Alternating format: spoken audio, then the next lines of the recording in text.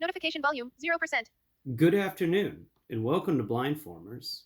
I am your host, Blind Prime, and for today, I have Combiner Wars Mixmaster.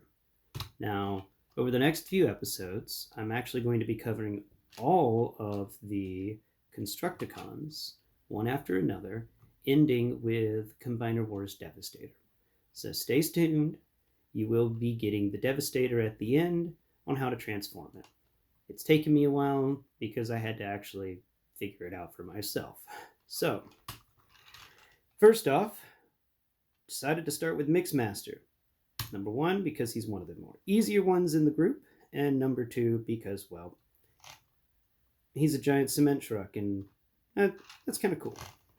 So, we will start with his size, like normal.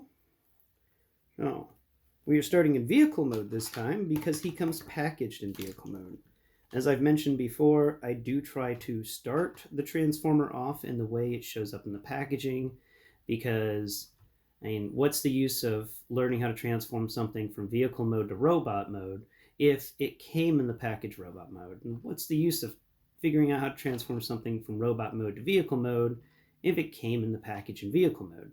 It just seems counterintuitive. All right.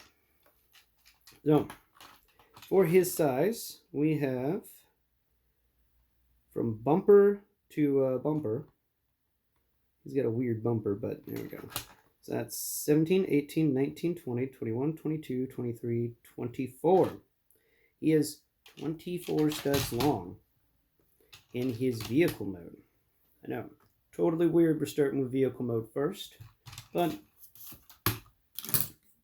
it's fun to mix things up. So I have Blur here from our last video to give a comparison on sizes and vehicle modes, and the tip of Blur comes to the very edge of the front wheel for Mr. Semi-Truck, or Cement Truck, Mixmaster. So Mixmaster is just slightly longer than Blur. Once again, I'm not counting the gun. That doesn't count. By the way, I just saw a YouTube video about Blur's IDW spotlight. That was kind of fun. I suggest all of y'all look up and try and find those people on YouTube who do the comics explaining them. They really help out. I think Random Black Gamer was the one that I just recently watched, and he does a good job at it. There's another group, and I want to say their name right, so I'll look them up and try to post their videos in a upcoming video. I'm going to start trying to get y'all, my blind friends out there, a chance to listen to these comic books and get you connected with these YouTubers who do the audio description comics, because that's pretty awesome. So, siege port wise on this guy, I haven't found one. Not a single one. There are on the back these three things that blast effects can plug into. So it's got some blast effect parts, and on the tip of each of the chimneys on the sides, you can throw some blast effects on there as well. But other than that, no. Nope. All right. So no siege ports. Let's move into transformation. Transformation for this guy is pretty simple. Like I said before, what you want to do is grab the giant cement barrel in one hand and grab the front of the vehicle in the other. The front of the vehicle being the part where the end of the cement goes off. It's got one wheel on each side, not the double wheel sides. And then just break that connection by separating them. That's all. Don't mess with it anymore. You just want to make sure that that's unsnapped so it can be loose. Now, go over to the back end where there's the double wheel section and take that bit that hangs off the back, which would be the engine to control the cement mixer, and go ahead and pull it back.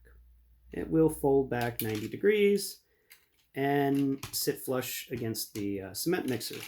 After you have done that, go ahead and grab each of the double wheel segments in one hand and pull them apart from the body. They will snap off. It can be a little tough These joints and hinges are very tight. That's nice. So it'll take you a few moments to get it right, but you want to kind of fold them up on their hinge so that the first wheel in the double wheel section, or the back wheel, the furthest back wheel from the vehicle mode, is now over this flat area, or is next to this flat area that was revealed when you picked up that headpiece all the way. Now that that is done, let's go over to his feet. We're going to separate the front of the vehicle, and it's going to go into 2 halves, and then you want to just fold them 90 degrees. They will become the knees, and that's basically done there. Now we go to the hands. So once you've pulled the wheel parts off, the double wheels, and you just fold up the what feels like a gas tank. It folds 90 degrees to reveal that it's actually the elbow. The hand doesn't really swivel, but the entire wrist area, or your forearm, swivels, so that's kind of neat. There's a lot of negative space in there though, so that's kind of sad. But remember, this guy's a combiner, so once you've done that with both arms, it's time to look into the head. Now in there's another, so in that back engine bit that you folded backwards 90 degrees to sit flush against the cement mixer, reach inside of it and rotate out his head box. I know Mixmaster's weird because its head's actually in its own little box. Then you just fold that entire thing forwards. And once that's complete, you've got Mixmaster in his little head box. And there you go. He doesn't have any accessories. They're all on long haul because I honestly can't figure out where to put them on this guy. But there you have it. As siege ports go, he has 1 in each hand. So his little fisties can be siege ports. He gets 2 more sections where you can plug some blast effects in right above his head box. Then that's pretty cool. And the sculpting on him is pretty awesome. You can feel all sorts of little details. I do really wish that they would sculpt in the Decepticon symbol. I think that would be great. They haven't done that. You know, they haven't sculpted the symbols in very often. And I'll try to remember to alert you guys whenever I find a Transformer with a sculpted on symbol, because that's pretty neat. His back area is a huge cement mixer. He's got a big butt, or it's like the end of a bee thing, and I think I don't know. Whatever the case, he's like a handle. You can walk him around. Now let's compare him with Bumble Bee. Where's my Bumble Bee at? There's the Bumble Bee, and I totally forgot to compare him to Cliff Jumper earlier. Sad face. Bumble Bee stands all the way up to the top of his leg, right where it connects to his waist. So right there at the top of the thigh is the head. He's flush with that. Bumblebee, you keep looking smaller and smaller. I think you're like, yeah, his foot area is bigger than you almost. His head is definitely bigger than your head. That's crazy. Let's get another robot for size comparison here. I got my Cyclonus, the Kingdom Cyclonus, and a Kingdom Cyclonus does sit well with this guy. Combiner Wars are at a slightly different scale than the other Transformers from the War for Cybertron line. So they are slightly bigger, but the Constructacons get a pass because they've always been slightly bigger. And they're the freaking Constructacons, so, you know, they're even a force to be reckoned with in robot mode. No, makes sense they're bigger. I mean, construction vehicles are always way bigger than normal vehicles, but the top of Cyclonus's helmet doohickeys go right above the head box. for Mixmaster here. That's Mixmaster is a tall boy. All right. So let's get him back into his robot mode, his vehicle mode, because we are going to discuss his last mode. So we reverse all of our steps. We fold back the engine compartment thingy so it sits flush against the cement mixer, rotate the head back into it, and then leave that alone, fold it back, take his arms, fold them back into place. Well, not yet. Don't do it yet, because we got to fold his legs back into place. So let's get his legs. Go ahead and snap his legs together, and then rotate them so that we are in vehicle mode. Then fold his arms back into place so that they become the back wheels and stuff. There you have it. We don't want to make sure that the wrist areas don't actually make a solid connection this time, because we are going to discuss how to make him a leg. And he's actually pretty easy to make into a leg. So first off, once you've got him in vehicle mode, take the cab part and fold it down. Then split it in half. Then take his foot pads and rotate them both upwards all the way. Reach in there, and it may take some finagling. Trust me, it always takes some finagling. But you can fold up. Inside there's a panel for each of the front legs. You want to reach in there, grab it, and fold it out. Then fold the foot pad back down. Do the same with the other side. And it's basically all of the texture for the front of the vehicle that you're folding outwards. So you just reach in there. There's a little area for your thumbnail or whatever pokey thing you've got to get in there. And then fold that out as well. Then fold the foot pad back down. Connect the feet back together. Make sure that those two bits that you just pulled out are good and connected. Fold everything back together. And let's see.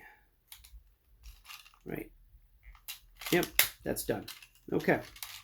Now we go to the back of the vehicle. We fold up the engine compartment thingy so that it sits flush with the cement mixer. We do not fold out the head box though. Then in that area, you will find that there's this weird L-shaped thing that's got a pretty big area on it. And it can fold forwards across his chest, so like that. And once that is done, it doesn't really snap into place or anything like that. It just folds out. I know, kind of irritating.